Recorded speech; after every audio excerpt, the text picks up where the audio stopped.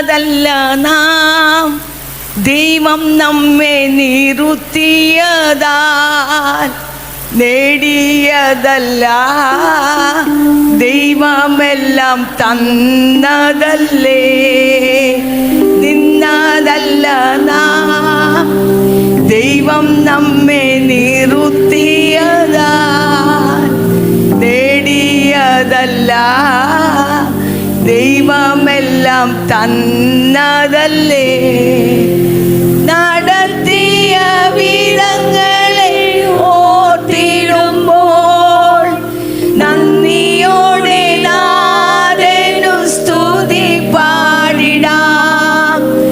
നടത്തിയ വിധങ്ങളെ ഓർത്തിടുമ്പോൾ നന്ദിയോടെ നാഥനു സ്തുതി പാടിടാം. ഇത്രത്തോളം ജയം തന്ന ദൈവത്തിനു സ്തോത്രം, ഇതുവരെ കരുതിയ രക്ഷകനു സ്തോത്രം.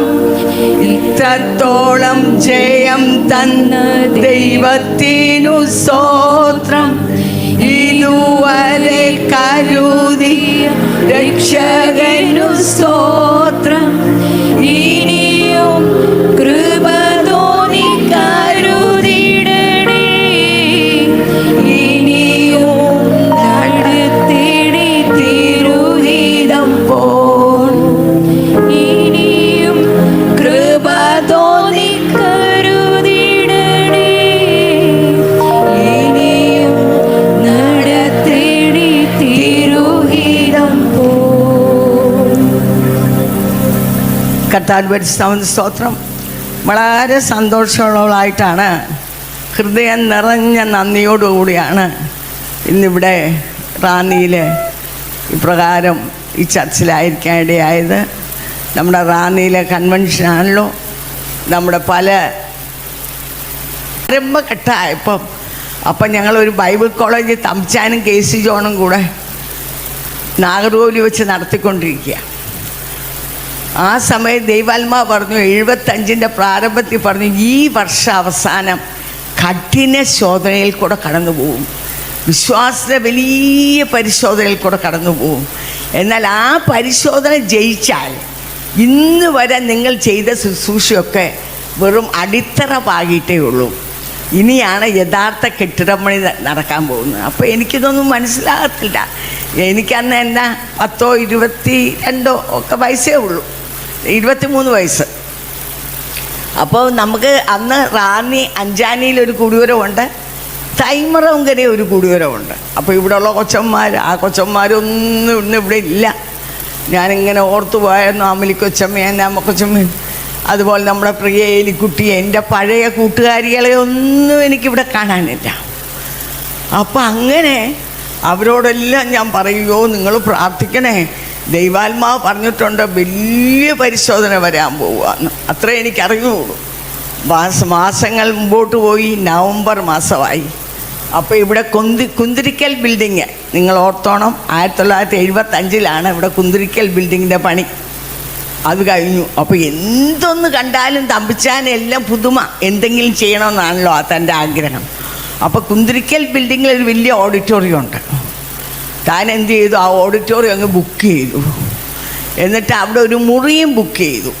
ആ മുറിയുടെ പേര് സോൾ ക്ലിനിക് എന്ന് പറഞ്ഞാൽ അവിടെ കാസറ്റുകളും പുസ്തകങ്ങളും എല്ലാം വെച്ച് അവിടെ വരുന്നവരോട് സുവിശേഷം പറഞ്ഞ് അവരുടെ സോളിൻ്റെ ക്ലിനിക്ക് അങ്ങനെ അതിൻ്റെ ഉദ്ഘാടനം എന്ന് പറഞ്ഞ് ഈ കുന്തിരിക്കൽ ബിൽഡിങ്ങിൻ്റെ ഓഡിറ്റോറിയത്തിൽ ഒരു മ്യൂസിക്കൽ ഈവനിങ്. ഞാനൊരു കാര്യം അതിനിടയ്ക്ക് പറഞ്ഞോട്ടെ, കേരളത്തിൻ്റെ ചരിത്രത്തിൽ ആദ്യത്തെ മ്യൂസിക്കൽ ഈവനിങ് ആയിരുന്നത്. അന്ന് നമ്മുടെ ഉണ്ണി സാറൊക്കെ ഇറവങ്കര സഭയിലുണ്ട്. തൻ്റെ മോനാണ് രാജു മാവേലിക്കര, ഏലിയാമ്മ രാജു. അതോടൊപ്പം തന്നെ JV പീറ്റർ, ഞങ്ങളുടെ ഒരു കൂട്ടുകാരൻ, ഞങ്ങളുടെ ഒരു മോനെ പോലെ നാഗർകോവിൽ വെച്ച് പരിചയപ്പെട്ടതാണ്. തൻ്റെ കൂടെ വേറെ പുനിതൻ രാജൻ എന്ന് പറഞ്ഞ 2 ഗിറ്റാറിസ്റ്റും ഉണ്ട്. അവരെയും വിളിച്ചു, ഇവരെയും വിളിച്ചു. ഇവരെ എല്ലാം കൂടെ ഒരുമിച്ച് നമ്മൾ കുന്തിരിക്കൽ ബിൽഡിങ്ങിൻ്റെ ഓഡിറ്റോറിയം നിറച്ചാൾ മ്യൂസിക്കൽ ഈവനിങ് ഒന്നും അന്ന് കേട്ടിട്ടില്ലല്ലോ. അങ്ങനെ എല്ലാവരും ഒരുമിച്ച് കൂടി. അത് വെള്ളിയാഴ്ച രാത്രി. ശനിയാഴ്ച രാവിലെ നമ്മുടെ ആദ്യത്തെ ഹോളാണ് റാന്നിയിലെ അഞ്ചാനി ഹോള്. അപ്പോൾ തമ്പിച്ചാൻ അമേരിക്കയ്ക്ക് പോയിട്ട് വന്നിട്ട് ആദ്യം പണിയുന്ന ഹോളാണ് അഞ്ചാനി ഹോള്.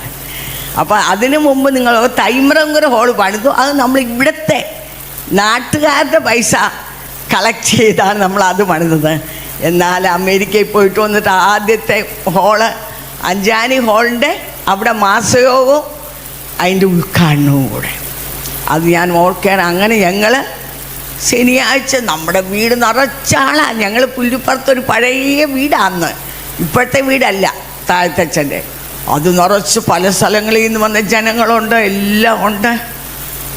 അങ്ങനെ മീറ്റിങ്ങിന് പോയി. ആ മീറ്റിങ്ങിൻ്റെ പകുതിയായപ്പോൾ എനിക്ക് ഭയങ്കരമായ അതിവേദന, കാലിനും നടുവിനും വയറിനും എല്ലാം. അവിടെ ഇരിക്കാനൊക്കത്തില്ല. ആ പകുതിയായപ്പോൾ ഞാൻ പറഞ്ഞു എനിക്ക് എങ്ങനെയും വീട്ടിൽ പോയേ ഒക്കത്തുള്ളൂ. വന്ന് ചുരുക്കി പറയട്ടെ, അത് ഡയറിയയും ടൈഫോയിഡും കൂടെ ആയിരുന്നു. ആ സമയത്ത് ഞങ്ങളുടെ 4ാമത്തെ മകൻ ബിനുവിനെ പ്രഗ്നൻ്റാണ്. മറ്റേ 3 പൊടിക്കൊച്ചുങ്ങൾ, ബിജുവിന് 5 വയസ്സ്, ബിനിക്കൊരു 3 വയസ്സ് കാണും, ബീനായിക്കൊരു 1.5 വയസ്സ് കാണും. അങ്ങനത്തെ 3 പൊടിക്കൊച്ചുങ്ങൾ. അവിടെ പോയപ്പം ഡയറിയായും നിൽക്കത്തില്ല, അതുപോലത്തെ അവസ്ഥ. അപ്പം ഇവിടെ മേനാന്തോടെ ആശുപത്രി കൊണ്ടുപോയി. അവിടെ കൊണ്ട് കാണിച്ചപ്പോഴാണ് അവരിത് പറയുന്നത്. അപ്പം ഞാൻ പറഞ്ഞു ഞാൻ മരുന്നെടുക്കത്തില്ല. എന്തുകൊണ്ടാണ്? ദൈവാത്മാവ് പറഞ്ഞിട്ടില്ലേ ഇത് വിശ്വാസത്തെ പരിശോധനയാണ്. അപ്പോൾ അതുകൊണ്ട് വിശ്വാസത്തിൽ പിടിച്ചു നിൽക്കും എന്ന് പറഞ്ഞ് അവിടെ കൊണ്ടുപോയി. ദിവസങ്ങൾ മുമ്പോട്ട് പോകാൻ തുടങ്ങി. ഇവിടെ എല്ലാ ആളും ഞാൻ ഓർക്കുന്നുണ്ട്. ഇവിടുന്ന് ഏലിക്കുട്ടിയൊക്കെ ഒരു കൊച്ചു വേണം, അവരെല്ലാം കാണാൻ വരുന്നതന്നെ. ഈ ഭാഗത്തുള്ള ജനമെല്ലാം തമ്പി ഉദ്ദേശിച്ച ഭാര്യയെ മരിക്കാനിട്ടിരിക്കുക എന്നും പറഞ്ഞ് ആ ജനമെല്ലാം വരുന്നേ. അങ്ങനെ വന്നു. എൻ്റെ മമ്മിയെ പപ്പായും ചലകാമടിച്ച് വരുത്തി. അപ്പം ഞാൻ ഓർക്കുന്നു തമ്പിച്ചാൻ വെട്ടാപ്പാല ശമൂലിച്ചാനെ കെട്ടിപ്പിടിച്ച് കരയുന്നത്. ശമൂലിച്ചായ ഇവക്ക് വല്ലതും പറ്റിയാൽ ഞാൻ ഈ 3 പൊടിക്കൊച്ചുങ്ങളുമായിട്ട് ഞാൻ എന്ത് ചെയ്യും? അങ്ങനെ ദിവസങ്ങൾ ആഴ്ചകളായി മാറി. തൈമറങ്കരയിലും അഞ്ചാനിയിലുള്ള ദൈവജനം രാവിലെ വന്ന് അവിടെ നിന്ന് പ്രാർത്ഥനയും ഉപവാസവുമാണ്. അങ്ങനെ ഒരു ദിവസം തൈമറങ്കരക്കാർ പറയായിരുന്നു ഒരു മരണപ്പാട്ട് പോലത്തെ ഒരു പാട്ട് ഇവിടെ പാടുക. അപ്പോൾ അവർ വിചാരിച്ച ആൾ മരിച്ചു പോയി എന്നാണ് വിചാരിക്കുന്നത്. എന്നാൽ ഞാൻ അത്ഭുതമെന്ന് പറയട്ടെ, ദൈവജനത്തിൻ്റെ പ്രാർത്ഥനയുടെ ഫലമായിട്ട് ഒരു വ്യാഴാഴ്ച ദിവസം അത്ഭുതകരമായ എൻ്റെ അരുമനാഥനെ തൊട്ടു, എന്നെ സൗഖ്യമാക്കി. ഹല്ലേലൂയ. അത് കഴിഞ്ഞപ്പോൾ റെസ്റ്റ് എടുക്കാനായിട്ട് ഞാൻ എൻ്റെ വീട്ടിലോട്ട് നാഗർകോവിലോട്ട് പോയി. അവിടെ നിന്ന് ഞാൻ തിരിച്ചു വന്നപ്പം ബിജുവിനെയും കൊണ്ടാണ് വരുന്നത്. ബിജു അല്ലേ ഞങ്ങളുടെ വീട്ടിലായിരുന്നു. ഇവിടെ വന്ന് ഞങ്ങൾ അനിയച്ചായൻ, നിങ്ങൾ ചിലർക്ക് ഓർക്കുന്നുണ്ടായിരിക്കും, നമ്മുടെ LICയിലെ അനിയച്ചായൻ നമ്മുടെ പഴയ വൈസ് പ്രസിഡൻ്റായിരുന്നു. അപ്പോൾ ചങ്ങനാശ്ശേരി വന്ന് അവരുടെ വീട്ടിൽ കിടന്നിട്ടാണ് പിന്നെ ഇങ്ങോട്ട് വരുന്നത്. അപ്പോൾ അവിടെ പോയി അന്ന് രാത്രി ആയപ്പോൾ ബിജുവിന് ഭയങ്കര പനി, 105 ഡിഗ്രിയോളം പനി. അപ്പോഴത്തേക്കും കൊച്ചു പറയുകയാണ്, മമ്മ ആണ്ട യേശുപ്പച്ചൻ നിൽക്കുന്നു, ആണ്ട സ്വർഗം. ഇത് കേൾക്കുമ്പോൾ എങ്ങനെയായിരിക്കും? ഞാൻ വിചാരിച്ച കൊച്ചു മരിക്കാൻ പോവുക. ചുരുക്കി പറയട്ടെ, അത് കഴിഞ്ഞ് ഈ പനിയുള്ള കുഞ്ഞും ഈ പൊടിക്കൊച്ചുങ്ങളുമായിട്ട് ബിനിയും ബീനായൊക്കെ ഇത്രയേ ഉള്ളൂ. ഞങ്ങൾ റാന്നിയിലോട്ട് വരുന്നു. അത് 5ാം പനിയായിരുന്നു. ആ 5ാം പനി ബിജുവിൻ്റെ അടുത്തുനിന്ന് ബിനിക്കും ബീനായ്ക്കും കിട്ടി. അത് ന്യൂമോണിയ ആയിട്ട് മാറിക്കഴിഞ്ഞപ്പോഴത്തേക്കും പിന്നെ അവരെ മേനാന്തോടം ആശുപത്രി കൊണ്ടുപോയി. അവിടെ ഞാൻ ഈ മേനാന്തോടം ആശുപത്രിയിൽ ഈ കൊച്ചുങ്ങളുമായിട്ട് ഇരിക്കുമ്പോൾ ഞങ്ങൾക്ക് അപ്പോൾ ഏക സഹായമായിട്ടൊരു അമ്മാളുണ്ട്. നിങ്ങൾ ചിലരൊക്കെ അറിയുമായിരിക്കും, ചങ്ങനാശ്ശേരിയിലോട്ട് ഒരു അമ്മാളാണ്. അമ്മാള് അപ്പോൾ ഒത്തിരി പേര് വരുമല്ലേ ഞങ്ങളെ കാണാൻ. വലിയൊരു കല നിറച്ച് കഞ്ഞി വെച്ചിങ്ങോട്ട് വാർക്കുക, അത് മൊത്തത്തോടെ അവിടെ ദേഹത്തോട്ട് നോക്കുമ്പോൾ അമ്മാളിനെ 4 പേര് പൊക്കിക്കൊണ്ട് വരിക. എന്താ തീ പൊള്ളി. അപ്പോൾ ഇതിനു മുമ്പേ ദൈവാത്മാവിനെ കാണിച്ചു, ആ മുറ്റത്തിൻ്റെ നീളത്തിലൊരു പാമ്പ് കിടക്കുന്നത്. ഇനി അതുപോലുള്ള പരിശോധന വരാൻ പോകാമെന്ന കർത്താവ് കാണിച്ചേ. അങ്ങനെ അവളെ ഒരു ബെഡയിലെ ഈ പിള്ളേർ, ഈ കൊച്ചുങ്ങൾ ഡിസ്ചാർജായി വരുന്ന അന്ന് തമ്പിച്ചാന് അപ്പം ഈ ശബരിമല അവരുടെ ആ തെള്ളുള്ള സമയമാണ്. ബസ്സിൽ നിന്ന് ഇറങ്ങി ബസ്സിൻ്റെ ഫുട്ബോർഡ് വന്ന് തൻ്റെ കാലേ വന്ന് ഇടിച്ചു. ഈ പുല്ലൂരി ഭാഗത്ത് ഈ പടവലങ്ങ ചതഞ്ഞ പോലെ വന്നങ്ങ് ചതഞ്ഞു. അങ്ങനെ വന്ന് വീട്ടിൽ കിടക്കുകയാണ്. ഡ്രസ്സ് ചെയ്യുമ്പോൾ ഈ വണ്ണത്തിലാണ് പഴുപ്പ് വരുന്നത്. എല്ലാം ബെഡിൽ തന്നെയാണ്. അപ്പോൾ തമ്പിച്ചാൻ പറഞ്ഞു, ഞാനും മരുന്നെടുക്കത്തില്ല, ഇത് വിശ്വാസത്തിൽ പരിശോധനയാണല്ലോ എന്ന് പറഞ്ഞ് ചുരുക്കി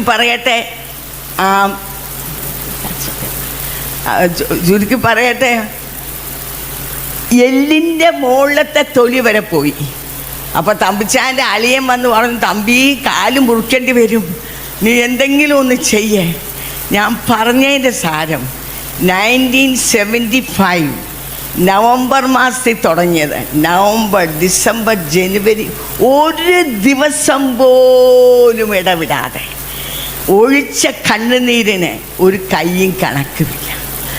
ഓരോ ദിവസവും ഈ പുല്ലുപ്പുറത്ത് ഈ അയലൊക്കത്താ വീട്ടിലിരുന്നുകൊണ്ട് ഒഴിച്ച കണ്ണുനീര്. അന്ന് പറഞ്ഞാൽ കൊച്ചുങ്ങളാണേലേ വീണായിക്ക്. അപ്പം ഇവിടെ ഇത്രയും വലിയൊരു കഴല. അപ്പോൾ ആ കുഞ്ഞവിടെ വരാന്ത ഇരുന്നുകൊണ്ട് എന്നെ ഇങ്ങനെ നോക്കും. ഞാൻ അവിടെ കിടക്കൂലേ, അപ്പോൾ എന്നെ അമ്മയെ ഇങ്ങനെ നോക്കുന്നേ.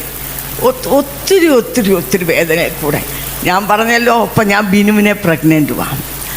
ആ നിലയിൽ ആ ഫെബ്രുവരി വരെ 5 മാസം ഒരു ദിവസം പോലും ഇടതോരാതെ.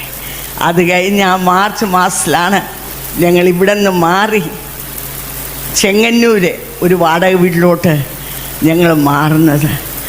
ആ ഏപ്രിൽ മാസത്തിൽ ഞാൻ ഞങ്ങളുടെ ഇളയ മോൻ ബിനുവിനെ പ്രസവിക്കുന്നു. റാന്നിക്കാരെല്ലാം എന്നെ സ്നേഹിക്കുന്ന എൻ്റെ പ്രിയ കൊച്ചമ്മമാരെല്ലാം വന്നു കുഞ്ഞിനെ കാണാൻ. എല്ലാവരും വിചാരിച്ചു കുഞ്ഞ് ഡിഫോംഡ് ആയിരിക്കും എന്ന് പറഞ്ഞാൽ ഇതിനെ വയറ്റിലിട്ടുകൊണ്ടല്ലേ ഇതെല്ലാം കടന്നു പോയത്. എന്നാൽ ഏറ്റവും സുന്ദരനായ നല്ലൊരു ആൺകുട്ടിയെ കർത്താവ് ഞങ്ങൾക്ക് ദാനമായിട്ട് തന്നു. ആ വർഷം 1976 ജൂൺ മാസത്തിലാണ് ന്യൂ ഇന്ത്യ ദൈവസഭ എന്നുള്ളൊരു സഭ നമ്മൾ രജിസ്റ്റർ ചെയ്ത് അത് ഉടലെടുക്കുന്നത്. അപ്പം ന്യൂ ഇന്ത്യ ദൈവസഭയുടെ ചരിത്രം ഞാൻ നിങ്ങളോട് പറഞ്ഞതേ ഉള്ളൂ. നത്തിങ് കംസ് ഈസി അല്ലേ? ഒരമ്മ പ്രസവവേദന അനുഭവിക്കാതെ ഒരിക്കലും ഒരു കുഞ്ഞ് ജനിക്കത്തില്ല.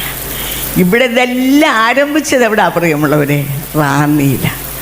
റാന്നിയാണ് നമ്മുടെ കുടുംബം.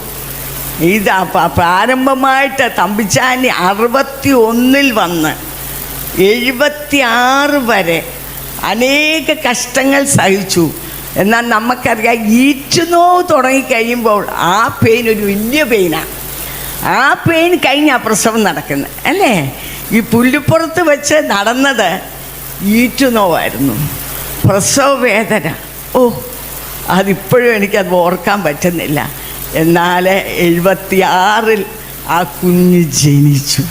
അപ്പം ഞാൻ ഓർത്തു, ആ ദൈവത്തിൻ്റെ പരിശുദ്ധാത്മാവ് പറഞ്ഞ പ്രവചനം എത്ര വാസ്തവമാണ്. ഇത്രയും നാളും നിങ്ങൾ സഹിച്ചതല്ല വെറും അടിത്തറവാകുന്ന പോലെ മാത്രമേ ഉള്ളൂ. ഇനിയാണ് യഥാർത്ഥ കെട്ടിടം പണി. ഹല്ലേലൂയ. അത് കഴിഞ്ഞു നമ്മുടെ പ്രവർത്തനം അങ്ങോട്ട് കർത്താവ് അത്ഭുതകരമായി നടത്താൻ തുടങ്ങി. എനിക്കിവിടെ പറയാനൊരു ചെറിയ ദൂത്. നമ്മളെ കർത്താവ് the Lord has anointed us with a power and an anointing അല്ലേ? നമ്മൾ ആരാ? നമ്മൾ ചെറിയ പുള്ളികളല്ല. നമ്മൾ നോക്കുമ്പോൾ അതൊന്നും പറയാൻ എനിക്ക് നേരമില്ല. നമ്മുടെ കണ്ണ് ദൃഷ്ടി വെക്കുന്നിടത്ത് വിടുതലുണ്ട്. ഒരു പ്രാവശ്യം ഒരു ഭൂതത്തെ ഇറക്കി. ആ ഭൂതം പോയി കഴിഞ്ഞിട്ട് എന്നോട് പറഞ്ഞു, ഞങ്ങളുടെ ചിങ്ങവനത്ത് വെച്ചായിരുന്നു, ആൻറ്റി എനിക്കിവിടെ വരാൻ വലിയ പേടിയായിരുന്നു. ഞാൻ പറഞ്ഞു എന്നാ എന്ന് പറഞ്ഞാൽ ഇവിടെ എല്ലാം വലിയ ആയുധം വെച്ച ആളുകൾ ചുറ്റും നിൽക്കുന്നു. അത് നമുക്കറിയാം, ദൂതന്മാരാ. ഞാൻ പറഞ്ഞു പിന്നെ എന്നായിരുന്നു? ആൻറ്റിയുടെ കണ്ണി നോക്കുമ്പോൾ എനിക്ക് പേടിയായിരുന്നു, യേശുവിനെ കാണാമായിരുന്നു. സ്തോത്രം. പ്രിയ ദൈവജനമേ, നിൻ്റെ കണ്ണി നോക്കുമ്പം അവിടെ യേശുവിനെ കാണാം. Because you have that anointing. അതുമാത്രമല്ല, നീ ഒരു വാക്ക് കൽപ്പിക്കുമ്പോൾ അല്ലേ, യോശുവ കൽപ്പിച്ചു. സൂര്യൻ അവിടെ നിന്നു, ചന്ദ്രൻ ഇവിടെ നിന്നു. Because there is power. എനിക്ക് ഈ ടി വി പ്രോഗ്രാം ഉള്ളത് നിങ്ങൾക്കറിയാം അല്ലേ? എത്രയോ രാജ്യങ്ങളിൽ നിന്ന് ആളുകളെ വിളിക്കും. അയർലൻഡിൽ നിന്നൊക്കെ വിളിക്കുമ്പോൾ ഞാൻ പ്രാർത്ഥിക്കുമ്പോൾ ഭൂതം അലറിപ്പോകുന്നത് കേൾക്കാം. ഇംഗ്ലണ്ടിൽ നിന്ന് വിളിക്കുമ്പോൾ അഭിഷേകം പ്രാപിച്ച അന്യഭാഷ പറയുന്നത് കേൾക്കാം. Your words are powerful. നീ ഒരു വാക്ക് പറയുമ്പോൾ അവിടെ വിടുതലുകൾ നടക്കും. നിശ്ചയമായി സ്വർഗത്തിലെ ദൈവം നമ്മളെ ഒരു വലിയ ശുശ്രൂഷയ്ക്ക് വേണ്ടിയാണ് വെച്ചിരിക്കുന്നത്. ഹല്ലേലൂയ. നിങ്ങൾക്കെല്ലാം അറിയാം തമ്പിച്ചാൻ്റെ ജീവിതം. എന്തുമാത്രം കഷ്ടങ്ങൾ, ത്യാഗങ്ങൾ. കിഡ്നാപ്പ് ചെയ്തുകൊണ്ട് പോയിട്ടുണ്ട്, അടി കൊണ്ടിട്ടുണ്ട്, രക്തച്ചൊരിച്ചിലുണ്ട്, എത്രയോ പ്രാവശ്യം വധഭീഷണിയുണ്ട്, ആഴ്ചകൾ പട്ടിണി കിടന്നിട്ടുണ്ട്, മൈലുകൾ നടന്നിട്ടുണ്ട്. എന്നാൽ ഇതിനൊന്നും തന്നെ പിടിച്ചു നിർത്താൻ പറ്റിയില്ല. ഹല്ലേലൂയ. എന്തുകൊണ്ടാ? ഉയരത്തിലെ ശക്തി, ആ വിളിയുടേതായ ശ്രേഷ്ഠത. കർത്താവിൻ്റെ വേലയ്ക്ക് വേണ്ടി ദൈവത്തിൻ്റെ ദാസരെ കർത്താവ് വിളിച്ചു കഴിഞ്ഞപ്പോൾ എല്ലാം വിട്ട് കർത്താവിന് വേണ്ടി ഇറങ്ങുവാൻ സമ്പൂർണ്ണമായി തന്നെ സമർപ്പിച്ചു. അങ്ങനെ ഞങ്ങളുടെ കല്യാണം കഴിഞ്ഞ് വരുമ്പം ന്യൂ ഇന്ത്യ ദേവസഭ ഇല്ല കേട്ടോ. എന്നാൽ ഞങ്ങളെ ഒരുമിച്ച് കർത്താവ് കൂട്ടിച്ചേർത്തു. ഇതിൻ്റെ സ്ഥാപകരായി ഇതിനെ തുടങ്ങുവാൻ, ആ വലിയ ദൗത്യം ചെയ്യുവാൻ കർത്താവ് ഞങ്ങൾക്ക് ഭാഗ്യം തന്നു. ഞാനിവിടുന്നപ്പോൾ ഇങ്ങനെ ഓർക്കായിരുന്നു, ഇവിടെ ഇരിക്കുന്ന പാസ്റ്റർമാരിൽ ഒരു നല്ല പങ്ക് തമ്പിച്ചാൻ 61 വേലയ്ക്ക് ഇറങ്ങിയപ്പം ജനിച്ചിട്ടില്ല, ഇവിടെ ഇല്ല അന്ന്.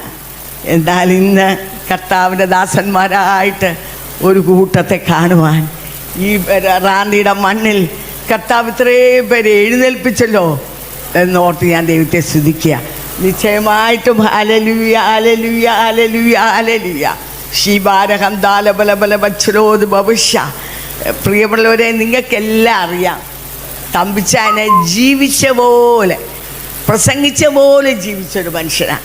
ഒത്തിരി പേര് പ്രസംഗിക്കുന്നുണ്ട്, പക്ഷെ പ്രസംഗം ഒന്ന്, ജീവിതം വേറൊന്നായിരിക്കും. ഹല്ലേലൂയ. എന്നാൽ അവസാനം വരെ താൻ പറഞ്ഞ പ്രസംഗം, താൻ പ്രസംഗിച്ച പ്രസംഗം അതുപോലെ ജീവിച്ച് കാണിച്ച ഒരു ദൈവദാസനാണ്. നിങ്ങൾക്ക് എല്ലാവർക്കും അറിയാം. തമ്പിച്ചാൻ മരിച്ചപ്പം തനിക്ക് ഒന്നും പറഞ്ഞു വെക്കാനില്ലായിരുന്നു, ബില്ല് എഴുതാനില്ലായിരുന്നു, എന്നോടോ കുഞ്ഞുങ്ങളോടോ പറയാൻ തനിക്കൊന്നുമില്ലായിരുന്നു. എന്നാൽ ഇവിടെ ഇരിക്കുന്ന ആരെക്കാൾ കൂടുതൽ കാശ് കൈകാര്യം ചെയ്ത വ്യക്തിയാണ് താൻ. മില്യൺസ് ഓഫ് ഡോളേഴ്സ്, കോടിക്കണക്കിന് ഡോളറുകളാണ് കഴിഞ്ഞ 10-50 വർഷം കൊണ്ട് തൻ്റെ കയ്യിൽ കൂടെ കടന്നു പോയത്. എന്നാൽ അതിൻ്റെ ഒന്നും കറ തൻ്റെ കയ്യിൽ പറ്റി, തൻ്റെ ഡെഡിക്കേഷനായിരുന്നത്. കർത്താവിന് വേണ്ടി ഞങ്ങൾ അന്നെടുത്ത തീരുമാനമാണ്, അമേരിക്കയിൽ പോകുന്ന തലേ രാത്രി, കർത്താവേ ഇതെല്ലാം നിനക്ക് വേണ്ടി ചിലവാക്കും, യേശുവിന് വേണ്ടി, കർത്താവിൻ്റെ രാജ്യത്തിൻ്റെ കെട്ടുമണിക്ക് വേണ്ടി. അത് പ്രസംഗിക്കുക മാത്രമല്ല, അവസാനം വരെ അത് ജീവിച്ച് കാണിച്ചു. അപ്പോൾ പലരെങ്കിലും ഓർക്കും അതിൻ്റെ ആവശ്യമുണ്ടോ? ഈ 2 ആണും 2 പെണ്ണും ഈ പിള്ളേരെല്ലാം ഉള്ളപ്പം ഈ മനുഷ്യൻ എന്താ ഈ പിള്ളേർക്ക്? ഞങ്ങളുടെ 2 ആൺപിള്ളേരും ഇന്നും വാടക വീട്ടിലാണ് താമസിക്കുന്നത്, കൽക്കട്ടയിലും ബോംബെയിലും. അവർക്കതിന് ഒരു കംപ്ലൈൻറ്റും ഇല്ല. എന്നാൽ ദൈവത്തിൻ്റെ മാറ്റമില്ലാത്ത വചനത്തിൽ നമ്മളിങ്ങനെ വായിക്കുന്നുണ്ട്. അത് യോശുവയുടെ പുസ്തകം 9-ാം അധ്യായം 13-ാം വാക്യമാണെന്ന് തോന്നുന്നു. നീ എൻ്റെ ഇഷ്ടപ്രകാരം ജീവിച്ചാൽ, നമുക്കതൊന്നും എടുത്ത് വായിക്കാൻ സമയമില്ല. എന്താവും? നിൻ്റെ ഉള്ളങ്കാൽ ചവിട്ടുന്നിടം ഞാൻ നിനക്ക് അവകാശമായി തരും. അത് നിനക്ക് മാത്രമല്ല, നിൻ്റെ സന്തതിക്ക് തരും. അതാ പ്രിയമുള്ളവരെ നമ്മുടെ അവകാശം. നമ്മുടെ ദേശങ്ങൾ, നമ്മൾ ദേശങ്ങളെ ചവിട്ടിപ്പിടിക്കണം. യേശുവിന് വേണ്ടി ദേശങ്ങളെ, നമുക്ക് വസ്തുവകളല്ല ദേശങ്ങൾ തരാമെന്നല്ലേ കർത്താവ് പറഞ്ഞ്. നിങ്ങൾക്കൊക്കെ അറിയാൻ തമ്പിച്ചാൻ മരത്തിൻ്റെ മണ്ടയ്ക്കേറി വിളിച്ചു പറഞ്ഞ ശുശ്രൂഷ ആരംഭിച്ചല്ലേ. നീലമ്പേരി ഇഷ്ടം പോലെ തെങ്ങുണ്ട്, വിളിച്ചു പറഞ്ഞു. ആ ഭാഗങ്ങളിലെല്ലാം ചവിട്ടി നടന്നു, എത്രയോ മൈലുകൾ ഓരോ ദിവസവും നടന്നു. ഇന്നിപ്പോൾ നമുക്ക് 3 ചർച്ചുണ്ട് കുറിച്ചി തന്നെ. ഇപ്പം 4ാമത്തെ ചർച്ച് നമ്മൾ 3 മാസം മുമ്പ് തുടങ്ങിക്കഴിഞ്ഞു. അവിടെ 5 പുതിയ കുടുംബമാണ് ആ ചർച്ചിൽ കഴിഞ്ഞ ആഴ്ച വന്നത്. എന്തുകൊണ്ടാണ്? കൊയ്ത്ത്. തമ്പുരാനി അവസാനം വരെ ഇങ്ങനെ പ്രാർത്ഥിക്കുമായിരുന്നു, കർത്താവേ, ചിങ്ങവനത്തിൻ്റെ തെക്കോട്ടും വടക്കോട്ടും കിഴക്കോട്ടും പടിഞ്ഞാട്ടും 5 കിലോമീറ്റർ വിസ്താരണത്തിൽ 500 കുടുംബത്തെ തരണമേ. ഞാൻ ഓർക്കും, ഇവിടെ നിന്നാണ് ഈ കുടുംബം വരാൻ പോകുന്നത്. ഇപ്പം എനിക്ക് ഒത്തിരി സന്തോഷമുണ്ട്. കഴിഞ്ഞ ഞായറാഴ്ച 5 പുതിയ കുടുംബം. തമ്പുരാൻ്റെ പ്രാർത്ഥനയ്ക്ക് ദൈവം മറുപടി തന്നുകൊണ്ടിരിക്കുക. നിൻ്റെ ഉള്ളങ്കാൽ ചവിട്ടുന്നിടം അവകാശമായി തരും. ഇന്നിപ്പോൾ നിങ്ങൾക്കറിയാം, ഞങ്ങളുടെ 4 പിള്ളേരും കർത്താവിൻ്റെ വേലയിലാണ്. ബിനു കൽക്കട്ടയിലെ, ബിജു ബോംബെയിലെ, ബീന ഗോവയിലെ, ബിനിയും കുടുംബവും അവരും അമേരിക്കയിൽ നിന്ന് വന്നു, അവരും ബോംബെയിലാണ്. അപ്പോൾ ഇവർക്കാർക്കും ഒന്നും കൊടുത്തൊന്നുമില്ല. പക്ഷെ എങ്ങനെയാ ഇവരുടെ അവകാശം എന്നാ? അവിടെ നമ്മൾ യോശുവയെക്കുറിച്ച് ഇങ്ങനെയാണ് വായിക്കുന്നത്. 40 വയസ്സുള്ളപ്പോഴാണ് പുള്ളി എന്ത് ചെയ്തത്? ഉറ്റുനോക്കാൻ പോയെ. എന്നാൽ എല്ലാവർക്കും അവകാശം കൊടുത്തെങ്കിലും പുള്ളിക്ക് അവകാശം കിട്ടിയില്ല. പുള്ളിക്ക് കിട്ടിയ അവകാശം എന്താ? നിൻ്റെ ഉള്ളങ്കാൽ ചവിട്ടുന്നിടം ഞാൻ നിനക്ക് അവകാശമായി തരാം. ഇന്നിപ്പം ഞാനത് കണ്ടുകൊണ്ടിരിക്കുക കേട്ടോ. എനിക്കത് പറയാതിരിക്കാൻ നിർവാഹമില്ല. ഞങ്ങളുടെ കുഞ്ഞുങ്ങളെ ബിജു ആണെങ്കിൽ 30,000 പേരാണ് അവിടെ PYJ എന്ന് പറയും. എല്ലാ ഡിസംബറിലും അവിടെയുള്ള എല്ലാ ക്രിസ്തീയ സഭകളും ഒരുമിച്ച് വലിയൊരു ബീച്ചിൽ മീറ്റിംഗ് നടക്കും. 25,000-നും 30,000-നും ഇടയിൽ ജനമാണ് കൂടുന്നത്. ബിജു അതിൻ്റെ ജോയിൻറ്റ് ചെയർമാൻ. അവൻ ആരാ? നമ്മളാരുമല്ല അവിടുത്തെ. എന്നാൽ സ്വർഗത്തിലെ ദൈവം നിന്നെയും നിൻ്റെ സന്തതിയെയും ദേശത്തിൻ്റെ പ്രഭുക്കന്മാരാക്കുമെന്നാണ് പറഞ്ഞിരിക്കുന്നത്. ഹല്ലേലൂയ. നമുക്ക് കാശും പണവും വേണ്ട പ്രിയമുള്ളവരെ. അതൊന്നും അവിടെ വാഗ്ദത്തം ചെയ്തിട്ടില്ല. അവർക്കവിടെ ഓഹരി കിട്ടിയില്ല. പക്ഷെ നിൻ്റെ ഉള്ളങ്കാൽ ചവിട്ടുന്ന. അത് മാത്രമല്ല, 2017 വാക്ക് ഫോർ ഫ്രീഡം എന്ന് പറയും. എന്ന് പറഞ്ഞാൽ ഈ സ്ലേവറിക്കെതിരായിട്ട് മൗനജാഥ. അത് 2017 ബോംബെയിൽ ആദ്യം 100 പേരായിട്ട് തുടങ്ങി. ഈ വർഷം നിങ്ങൾക്കറിയണോ, 33,000 പേരാണ് ഭാരതത്തിൻ്റെ 107 പട്ടണങ്ങളിൽ മൗനജാഥ നടത്തിയത്.